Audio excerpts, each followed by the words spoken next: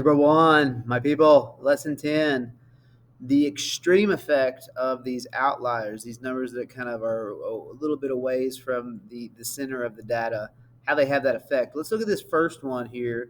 And it's just asking, is the mean greater than, less than, or the same as the median? We can go ahead and we can mark off equal because we don't have any kind of symmetry here. All right. It's only going to be equal to each other if you see some symmetry. Same on both sides. The center is pretty obvious. So it's not equal because no symmetry. All right. And so let's look at the next part of it. It's either going to be greater or less than where the median is. Let's talk about where the median is probably going to land roughly. Okay, if you look eyeball it, like let 80 to 160, the center of that, since it's 80, would be 40 more, would be right here. This would be the middle if it was symmetrical. But do you see how there's more dots over here on the left? So I'm leaning probably the median is going to be probably somewhere around the 110, maybe this range right here. So I'm guessing the median is the middle of this data because there's such a big group over here that it's going to lean and kind of skew to the left where all the data is. So the median is probably going to go toward the bigger stack. The mean, on the other hand, because you have these larger numbers kind of outlying on the 155, the 150, these larger numbers comparatively to where this is, even though there's a large amount of these others, these over here are probably going to raise the mean a little bit higher than where the center is going to be. Now, I don't think it's going to be far off, but I think it's going to be slightly greater just because these larger numbers are going to lean it toward the right because they're farther away, and they're going to have that value that just brings it up a little bit. So in this particular one, I'm going to go with the mean is going to be greater. Now it wants me to explain my reasoning.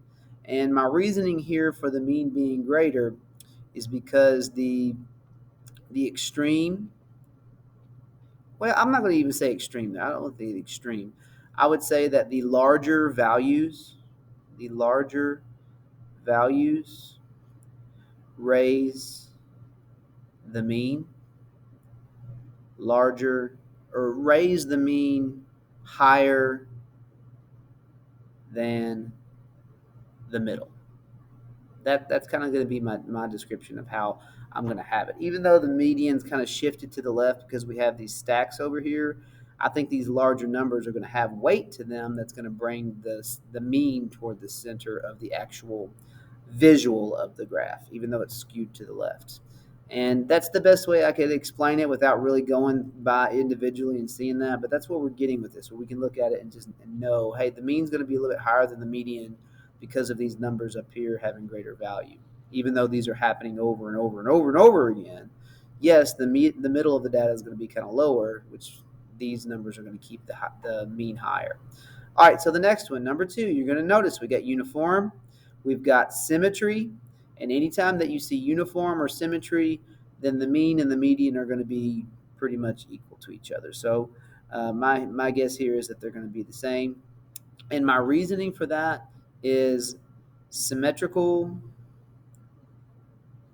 symmetrical distributions, and I'm not going to write all this, I'm just going to say it. Symmetrical distributions, okay, they tend to provide mean and medians that are equivalent whenever you get symmetry.